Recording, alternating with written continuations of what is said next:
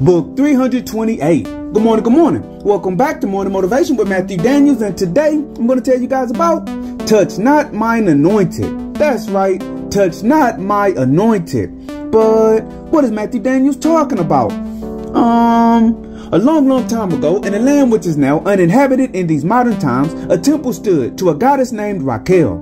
This goddess, it was said, gave all things good unto mankind, and she took their pain and sorrow from them and gave them happiness and joy. This temple was tended to by a high priestess, who was one of my ancestors no less, who was also called Raquel in honor of the goddess. Day after day, the people from the land surrounding this temple would bring their gifts and offerings and give them to Raquel. They would then ask the high priestess to perform the rituals associated with taking their pain away and replacing it with joy. This ritual included the person telling the priestess what problems they were dealing with and having her speak the words of power over them and invoke the blessings of the goddess. One day, an extremely wicked man was speaking with his wicked friends, and they were devising ways to become rich through treachery, crime, and evil doing. "I know," the wicked man said to his friends. "Every day for several years, I have watched the pitiful people of these lands take their offerings of money, jewels, and goods to the high priestess of Raquel in exchange for a blessing in their life.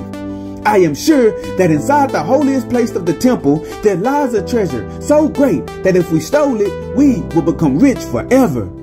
The wicked man and his friends knew that the high priestess tended to the temple alone, so they all agreed that it would be easy to go and rob her.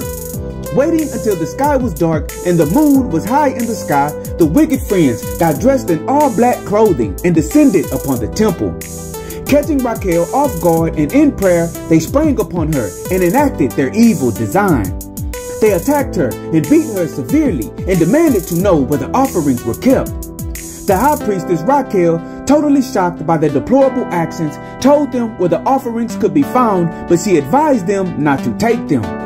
Looking at them with concern in her eyes, Raquel said, "If you do such a wicked act to the goddess Raquel, you will soon regret your decision. Be wise, my sons. There is no lasting reward for evildoers." "Shut up, woman," the wicked men said, tying her up and stealing all of the offerings. Then they ran off into the night and went to a nearby cave to examine the treasures they had stolen. When they opened the bags full of the people's offerings, a mighty wind came forth from them, and a whirlwind spun out of control in the cave. The wicked men hollered loudly as they were tossed about violently. When the wind subsided, the men's bodies were contorted badly. They had sores and boils upon every inch of their flesh.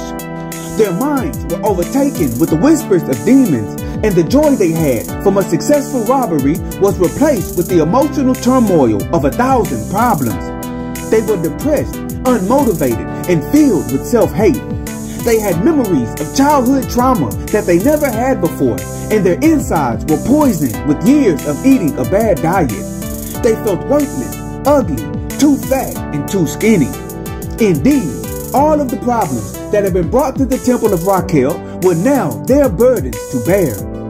Realizing their mistake, the men painstakingly gathered up the offering and took it all back to the temple. "Please," they called out loudly, "please take these offerings back. We cannot bear this torturous turmoil. We are sorry."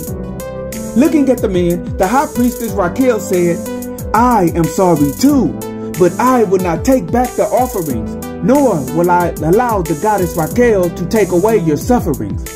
Because the act you committed was so wicked and evil, you must endure what you have taken, and your lives will be a lesson to future generations."